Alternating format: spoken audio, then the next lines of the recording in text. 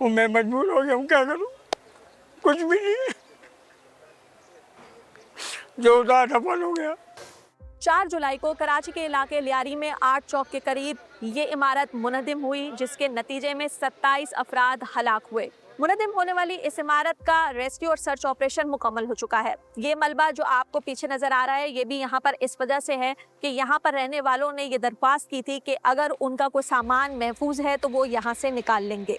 हमारे इलाका मकीन से बात हुई तो उनका ये कहना था कि इस इमारत में लगभग 40 के करीब फ्लैट्स आबाद थे, जिनमें 100 से ज़ायद अफराद रिहाइश पजीर थे।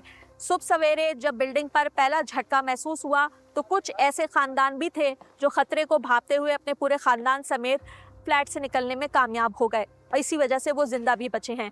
हम उनसे जानते हैं कि उस रोज क्या हुआ था। सुबह 6 बजे मतलब एक झटका महसूस हुआ, एक पिलर है ना गिरा ना, तो हम लोग ने इग्नोर किया। हमने बोले ऐसे झटका लगा होगा, और दूसरा लगा झटका सुबह 9 बजे, कितने बजे, तो ऐसा झटका लगा, सर्दी लगा, झटका लगा, तो हम लोग है ना मतलब ऐसे भागे हैं। मेरी बीवी बच्चों को लेके हम लोग भागे नीचे। मैंने बोला तो सामान उठा ले, बोला नहीं सामान वामान छोड़ो, आप बस निकलो बाहर। और निकलने के दौरान मेरी बीवी 5वें माले पे गई है, सबको बोला कि बाहर निकलो, बिल्डिंग हिल रही है।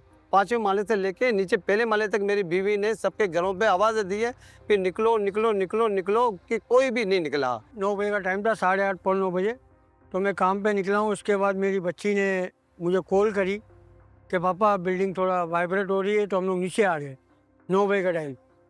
मैंने कहा सही है, नीचे आ गए, तो मैंने कहा शायद ही झटका वटका हुआ, जल्द कुदरती आफाक। मगर पता पड़ा कि मैंने उससे पूछा, मैंने पूछा बच्ची को, मेरा ताला वाला घर को किया नहीं किया, बोला नहीं किया। मैंने किसी बराबर में बहन का बच्ची का घर है, तो उनसे ताला वाला लेकर जाके बच्चे ताला लगा के आ गए। आधे घंटे के बाद मैं घर पे पहुंच गया था। जब तक तो मदम हो गई थी बिल्डिंग, मेरे बच्चे पता नहीं कहाँ थे, किधर थे। फिर मैंने उनसे रब्ता किया, कॉन्टेक्ट भी बनते। 8 मुहर्रम थी, 8 मुहर्रम कॉन्टेक्ट पे रिश्तेदारों घर पे गया तो बोले तुम्हारे बच्चे इधर है। फिर मैं यहाँ से पता पड़ा मेरा साला भी हलाक हो गया और मेरे साले की बीवी संजिया को ट्रामा ले गए। मैं वहाँ पर भागा हूँ, जब पता पड़ा कि सबकी मतलब के लाशें आ रही है। जब बिल्डिंग से निकले ना, हमारी जमा पूंजी है ना जो थी ना, हमारी ज़िंदगी भर की जमा पूंजी हम छोड़ के भागे हैं, यहाँ से 0 पे आ गए। और हमारी छत जो थी ना, छत अभी हमारे पास है ना 4-5 दिन हो गए, हमारे पास कोई छत भी नहीं है। अब ये कपड़े पहने, अपने भतीजे के पहने, पहले हम क्या थे अभी क्या।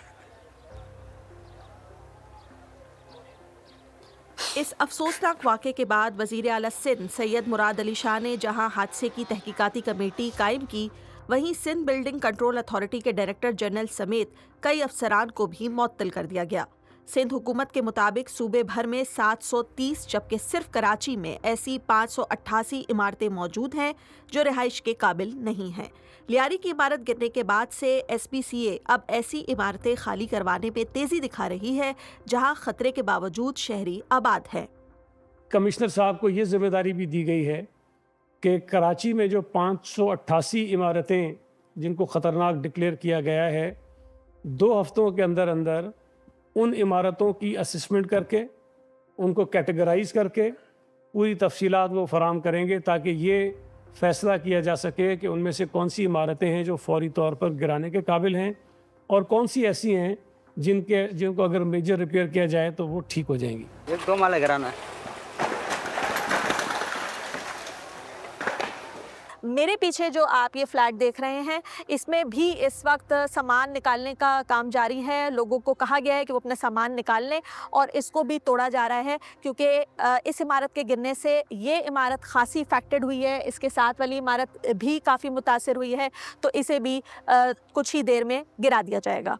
हमें बोलते कि यार ये बिल्डिंग बिल्कुल नाकारा है, तुम वो पैसे देता हम निकलो, ऐसा किसी ने भी हमें नहीं बोला। नहीं हमारे पास कोई नोटिस आई। सरकार मदद करेगी या हमें कुछ घर लेके देगी तो अपने पैरों पे मेहनत करके जैसे पहले करते जिस तरह मेहनत करके अपना घर बनाएंगे। समझो हमें नई ज़िंदगी मिली है। मखदूश इमारतों को खाली करवाना और उनमें आबाद ख़ानदानों की बहाली सूबाई हुकूमत के लिए सबसे बड़ा चैलेंज है, लेकिन इससे भी ज़्यादा बड़ा मसला इस गैर कानूनी तामीरात का है जो ऐसे हादसात को जन्म दे रही है। क्या इस इक़दाम के ख़िलाफ़ भी कोई एक्शन लिया जाएगा? इसका जवाब मिलना अभी बाकी है।